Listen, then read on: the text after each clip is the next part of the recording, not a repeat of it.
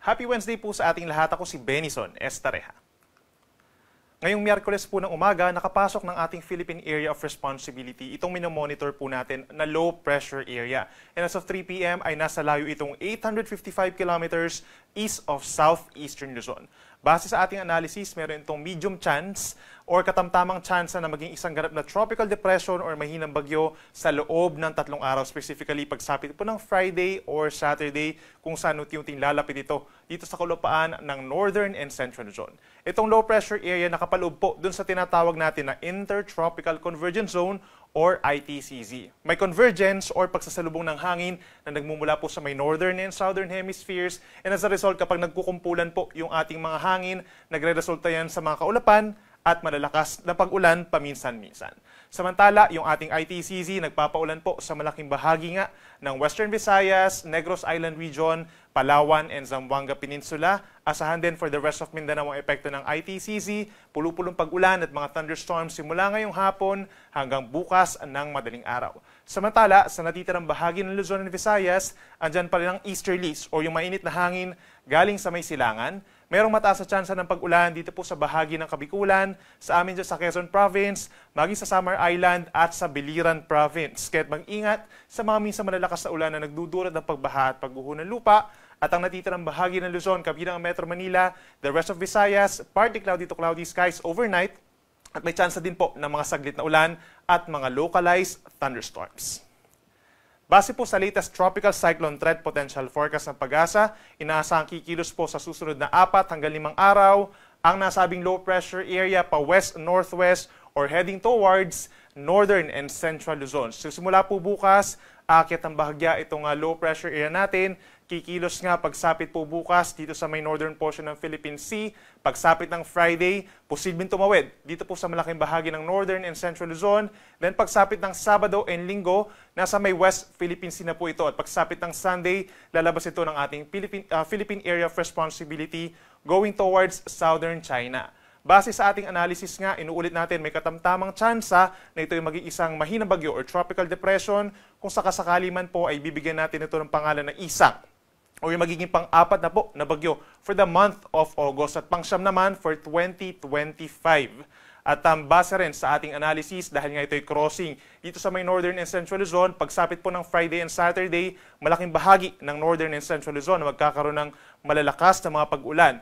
At dito naman sa natitirang bahagi ng Luzon, western sections of Visayas and Mindanao, mataas din ang tsansa ng ulan dahil merong magbabalik po yung southwest monsoon or hanging habagat na bagamat hindi naman po i-enhance or palalakasin, siyang hahatakin pa rin po nito nga nasabing weather disturbance. Patuloy na magantabay sa ating mga updates, posible pa mabago ang senaryo natin hinggil sa nabanggit na weather disturbance. Bukas naman po, August 21, Ninoy Aquino Day or holiday po. Malaking bahagi pa rin ng Luzon na magkakaroon ng mga pag-ulan, particularly itong Southern Luzon, Calabarzon, Metro Manila, lalawigan ng Aurora, Bicol Region, Mindoro Provinces, Romblon, and Marinduque dahil yan dun sa trough or outer portion itong low pressure area. Minsan malalakas po yung mga pag-ulan natin. In general, mga light to moderate rains naman. Kaya't mag-ingat pa rin sa banta ng baha at landslides. Magbaon ng payong kung lalabas po ng bahay, knowing na ito ay holiday po bukas. Dito naman sa natitirang bahagi ng Luzon, asahan pa rin ang bahagyang maulap at minsan maulap na kalangitan. Umaga hanggang tanghali, may kainitan sa tanghali dahil sa easterlies. At sa dakong hapon hanggang sa gabi, mataas na rin po ang tsansa ng pag-ulan. Lalo na dito sa may bahagi po ng Cagayan Valley at southern portion ng Cordillera Region. Sa Baguio City, asahan ng temperatura 18 to 25 degrees. Sa Metro Manila, mula 26 to 31 degrees Celsius. At mainit po sa may Tuguegarao bago umulan hanggang 34 degrees Celsius. Sa ating mga kababayan po, dito sa may parting Eastern Visayas, mataas na ang tsansa ng ulan umaga pa lamang dahil dun sa trough nitong low pressure area, kaya't mag-ingat sa banta ng baha at pagguho ng lupa, habang natitirang bahagi ng Visayas at lalawigan ng Palawan, as well as dito sa may western portion of Mindanao, Zamboanga Peninsula, Bangsamoro Region and Northern Mindanao, may epekto po ng southwest monsoon or hanging habagat, kaya't umaga hanggang tanghali, maulap na ang kalangitan at sasamahan po ng kalat-kalat ng mga pag-ulan at mga thunderstorms lalo na sa dakong hapon hanggang sa gabi. Dito naman sa natitirang bahagi ng Mindanao, Socsagen, Davao Region, and Caraga Region, umaga, may mga times pa naman po na magiging maaraw, pero pagsapit din ng hapon hanggang sa gabi dahil sa southwest monsoon, asahan din po ang mga thunderstorms. So make sure na meron daladalang payong at laging tumutok sa ating mga thunderstorm and rainfall advisories. Worst case scenario is heavy rainfall warning. Dito naman po sa Puerto Princesa may kainitan pa rin, 26 to 32 degrees Celsius. Sa malaking bahagi ng Visayas, maximum na po yung 29 to 30 degrees.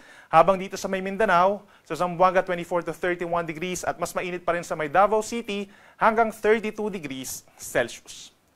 Ngayon at bukas, wala naman tayong inasahang gale warning or pagtaas ng mga delikadong alon po sa malaking baybayin po ng ating bansa. In general naman, sa malayong parte mula sa Pangpang, kalahati hanggang 1 metro ang taas sa mga pag-alon, pero posible pa rin umakyat sa 1.5 metro kapag nagkakaroon tayo ng malalakas na ulan or malakas na hangin dulot ng thunderstorm.